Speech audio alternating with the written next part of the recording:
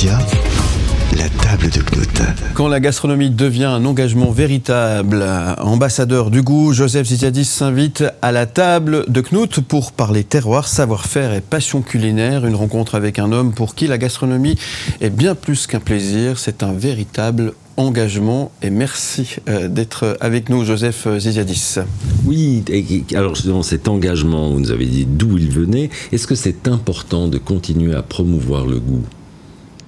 Je crois qu'il y a vraiment un besoin de le faire du point de vue des mangeurs. Parce qu'au fond, tout l'objectif, quand on a lancé la Semaine du goût en 2001, et ensuite elle est devenue une fondation avec plusieurs projets, l'objectif c'est vraiment de parler de la place des mangeurs. Et non pas... on n'est pas des producteurs de nourriture. D'ailleurs, au début, les gens nous disaient « Mais vous êtes qui pour parler au nom de nous parler du goût? Qui êtes-vous » On dit « On mange tous les jours, et nous, ce que nous souhaitons, c'est qu'il y ait des produits de qualité, c'est qu'on continue à avoir gustativement des produits qui, au fond, nous font du plaisir de manger. Oui, et c'est aussi d'encourager ceux qui les produisent, justement. Bien sûr, produits, alors, parce que des alliés. Exactement, ils sont cachés, on ne les voit pas toujours, et s'ils ne sont pas valorisés, le risque c'est qu'ils disparaissent. Alors, au fond, il y a toujours un triptyque. Il y a les mangeurs, il y a ceux qui font la nourriture, c'est la communauté de la nourriture, comme je l'appelle, et puis il y a les restaurants.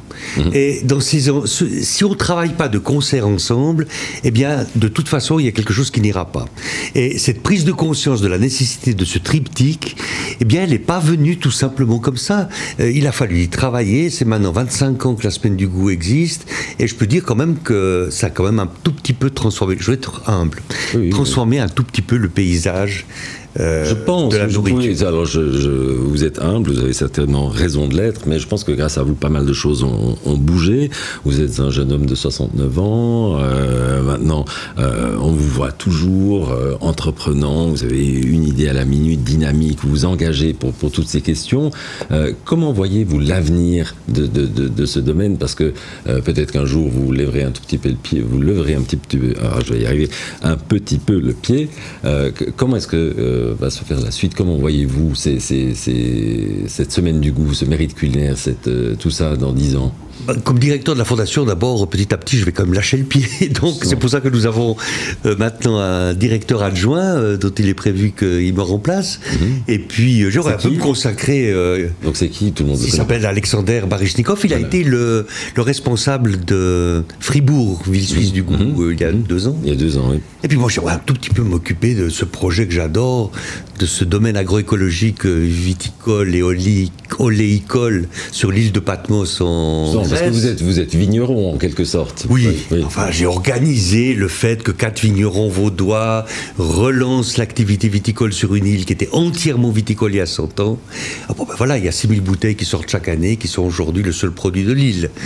Alors, je suis très fier, et puis je souhaite vraiment, de temps en temps, je rêve que je suis dans la vigne, et que je taille, que je m'occupe avec le vigneron qui est sur place à l'année. Enfin, pour l'instant, on est assez content de vous avoir un petit peu encore en Suisse à récolter des fonds, notamment pour ces magnifiques projets.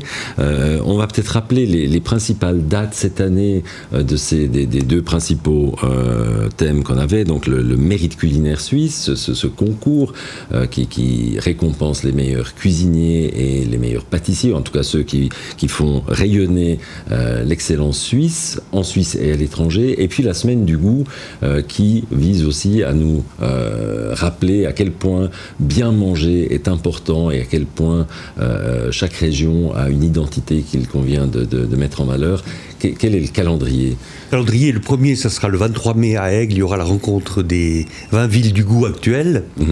Ensuite, nous aurons évidemment la Semaine du goût qui va se lancer à partir tout le mois de septembre, on pourrait dire, dans le pays. Le 17 septembre à Berde, donc le gala avec le Conseil fédéral et le syndic d'Aigle et Edgar Bovier, le parrain de l'année. Ensuite, la Semaine du goût va se terminer à la fin du mois de septembre, et on annoncera la nouvelle ville du goût qui sera à Lémanique. Et puis après, une semaine après, ça sera le lancement du mérite culinaire pour l'année prochaine.